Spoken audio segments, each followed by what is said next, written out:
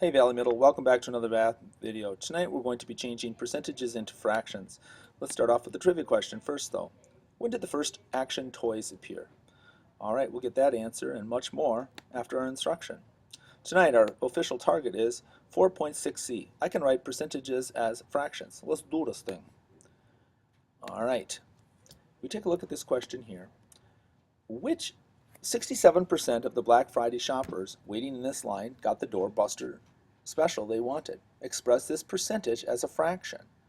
Well, we know that percents are always the number per 100, so I can just take and put that number over 100 and say 67 out of 100 people. And then I reduce if necessary. In this case, I'm just good with 67 out of 100. Let's take a look at some must-know vocabulary words. This is all review, but here again, percents. This is the specified number out of 100.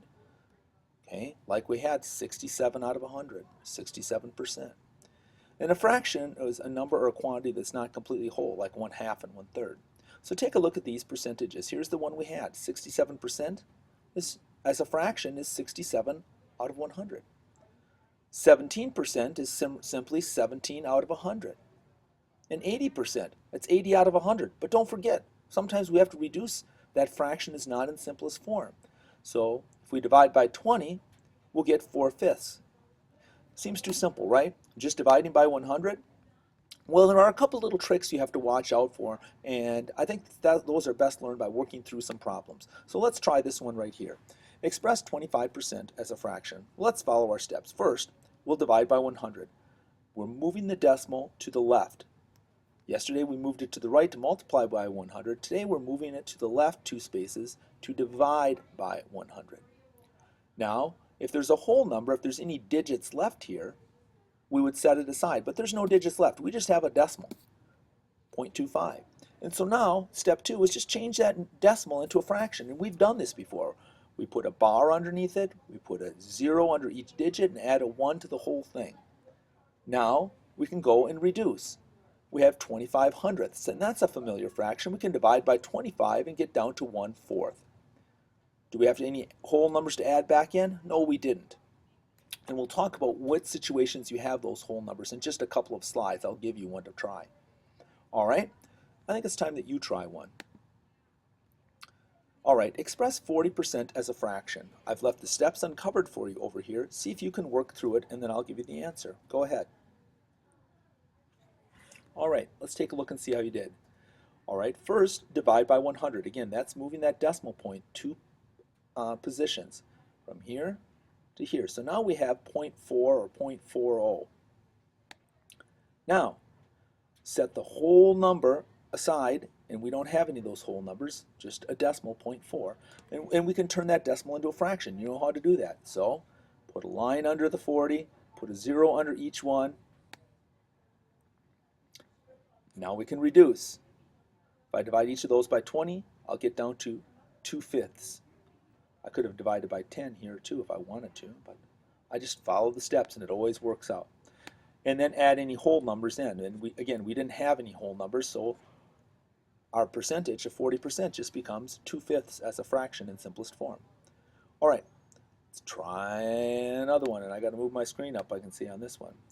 All right, express 37.5% as a fraction. Go ahead and follow the steps. Okay, I'm back.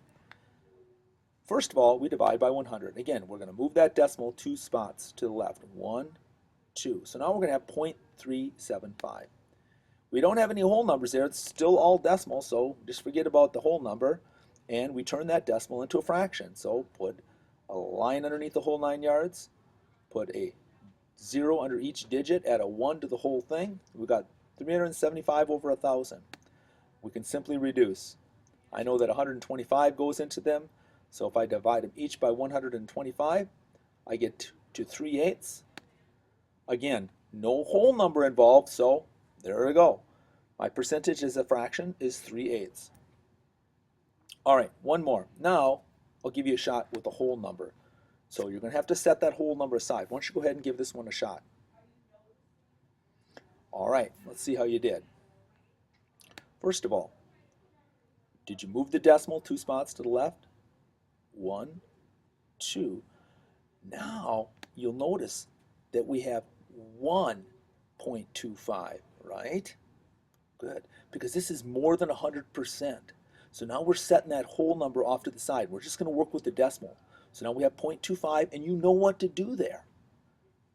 Underline it, add a 0 for each digit, put a 1 in front of the whole 9 yards, and then we reduce. Here's my 1 still out here, but just focus on the fraction. If I divide by 25, I have 1/4. And now finally at the bottom, I add that whole number back in. So I have 1 and 1/4. That wasn't so bad, was it? All right, we'll practice this tomorrow in class. Here's your ticket to the show. I'll let you write these problems down. Please express these percentages as fractions. All right, let's take a look at the answer to the trivia question. When did the first action toys appear? Well, it wasn't the G.I. Joe, but approximately 4,000 years ago, kids in Asia were playing with action toys. And I'm not sure what they look like, but I'm pretty sure it wasn't G.I. Joe or Barbie. Maybe it would have looked something like this. Who knows? All right, thanks for watching. Have a good evening. See you tomorrow.